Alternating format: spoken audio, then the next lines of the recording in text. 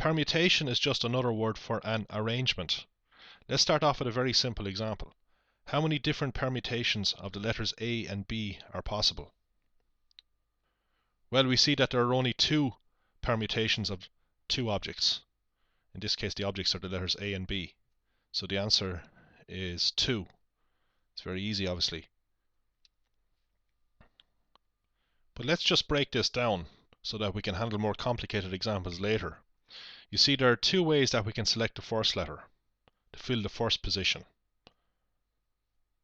So the first position in each of the two permutations can be filled with either the letter A or the letter B. But the thing is, once we have filled that first position, we have only one way to select the second letter. So we have two ways to select the first letter, one way to select the second letter, because there's only one letter left. We have no choice. We have only one way to fill the second position in our permutation. Now we can apply the fundamental principle of counting to this situation. We covered that in the last video.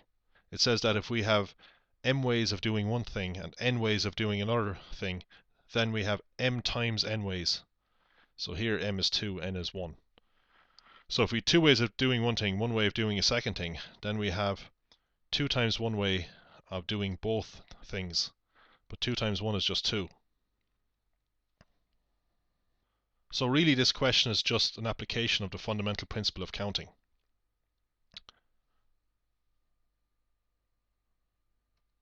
Now let's take a slightly more complicated question. How many different permutations of the letters A, B and C are possible? Well, we have 3 ways to select the first letter. We can select either A or B or C. We have 2 ways to select the second letter to fill the second position in our permutation. And after we've selected the first 2 letters, well, there's only one letter left, so we only have one way to select the third letter. So by the fundamental principle of counting, we multiply these together. So we get 6 ways, or 6 permutations of the 3 letters. Let's write down all 6 different ways that we can arrange or permute the 3 letters A, B and C. There are 3 ways we can select the first letter of a permutation.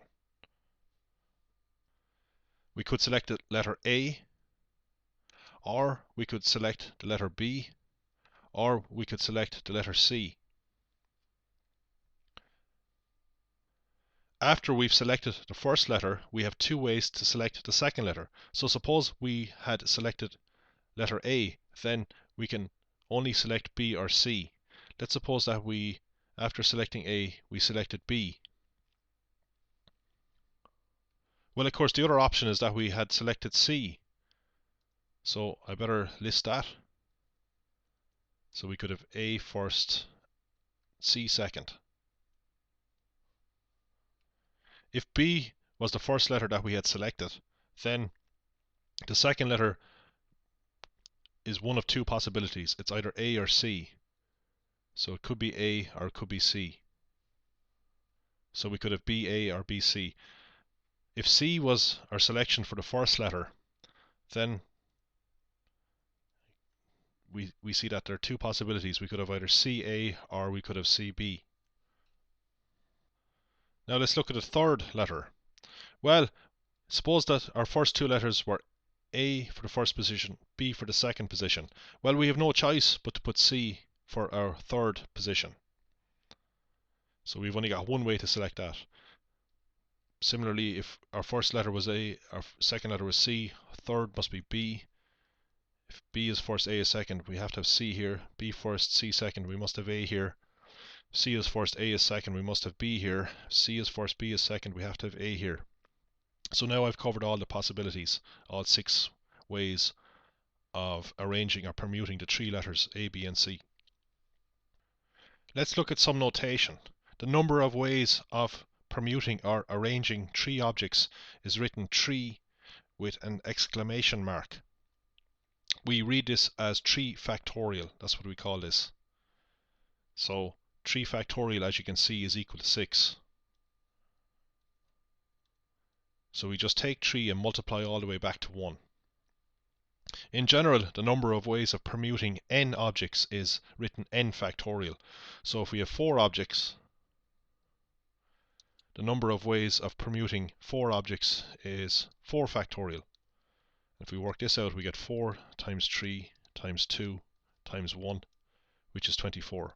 So if we had, say, 4 letters, A, B, C, and D, there are 24 ways of permuting or arranging those 4 letters. Suppose that we consider permutations of objects where some of the objects are repeated. Like, for example, how many different permutations are there of the letters of the word B? So we have 3 objects in this word, but you can see that the letter E is repeated, so one object is repeated.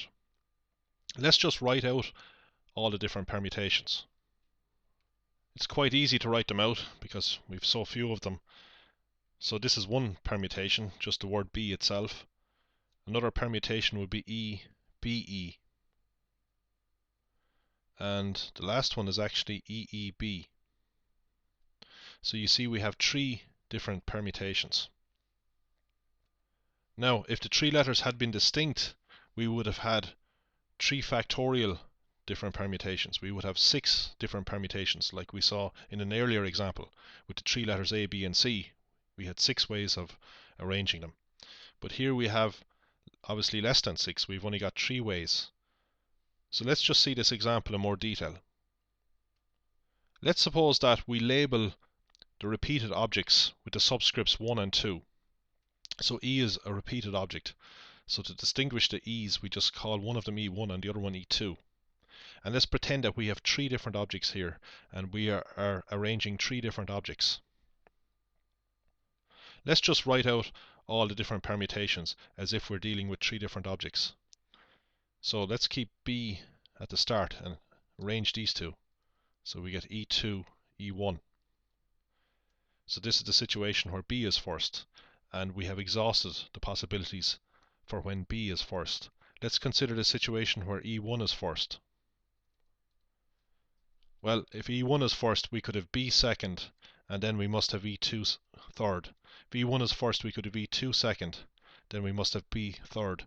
So these are the possibilities for when E1 is first. Finally, let's look at the situation where E2 is first.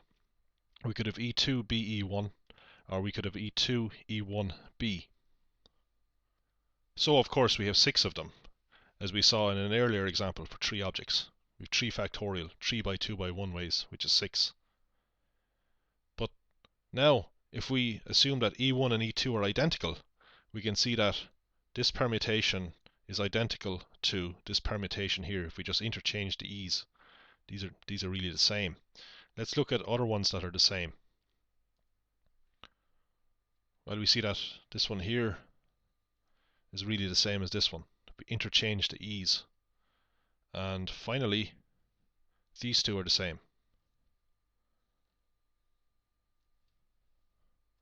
So you can see that for each of the 6 permutations that we would have if the 3 objects were distinct, we have 2 essentially identical permutations. Well, we have 2 factorial identical permutations. 2 factorial is just 2 by 1, which is just 2, of course. 2 factorial is just 2.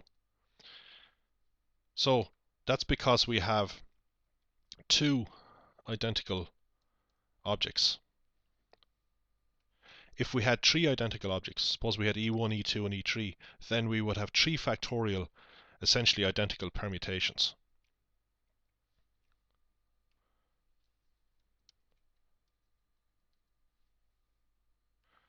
So in order to find the number of arrangements of these 3 objects, B, E, and E, we take the total number of objects, which is 3, calculate 3 factorial as if the 3 objects were distinct, and we must divide it out by the number of ways of arranging the 2 identical objects. So we divide out by 2 factorial. So we're dividing 6 by 2 essentially. So we have these 6 permutations divided down by 2. So our answer is 3. Now let's look at the number of permutations of the letters of the word Mississippi. Well, if all the letters were distinct, we would just count them up 1, 2, 3, 4, 5, 6, 7, 8, 9, 10, 11 and calculate 11 factorial. 11 factorial, remember, is 11 times 10 times 9 times 8 all the way back to 3 by 2 by 1. We would have 11 ways of selecting the first letter because there are 11 letters to choose from. After choosing the first letter, we would have 10 ways to choose the second letter because there are 10 letters left after choosing the first letter, and so on for the third and fourth letter, and finally for the last letter we would just have one way. And then by the fundamental principle of counting, we multiply all these ways together to get the total number of ways of arranging or permuting 11 letters, and that's written 11 factorial. However, we need to divide out by letters that repeat, because if we just look at 11 factorial, we have far too many permutations of this, because some of these permutations, some of these 11 factorial permutations will be essentially identical if we just interchange s's or interchange i's or interchange the two p's. For example, we have p repeated, so we need to divide out by 2 factorial. You could label one of the p's p1 and the other p p2, and if you can imagine switching these around, and that doubles the number of permutations. So we need to divide down by 2 factorial, which is 2. But of course we need to also divide down by the number of ways of arranging our s's. We have S1, S2, S3 and S4. So we could interchange those s's all we like, and we haven't really changed our permutation because our s's are identical. So we need to divide this down by 4 factorial as well. We need to just keep dividing the number down. Actually, dividing 11 factorial by 2 factorial and then by 4 factorial is equivalent to putting 4 factorial in here. If you work this out, if we divide by 4 factorial, we divide this fraction by 4 factorial. It's the same as taking the fraction 11 factorial over 2 factorial and multiplying by 1 over 4 factorial. So, we multiply by the reciprocal of 4 factorial, which is 1 over 4 factorial, and of course that gives us 11 factorial over 2 factorial times 4 factorial. But we need to go further than that, because the letter I is also repeated. We see that there are 4 i's in the word Mississippi, so we have to divide this down by another 4 factorial, because we could interchange the 4 i's, and dividing by 4 factorial is equivalent to multiplying in here by 4 factorial. So let's work this out. Let's get 11 factorial. So here's the factorial button on this calculator, and we want to divide it by 2 factorial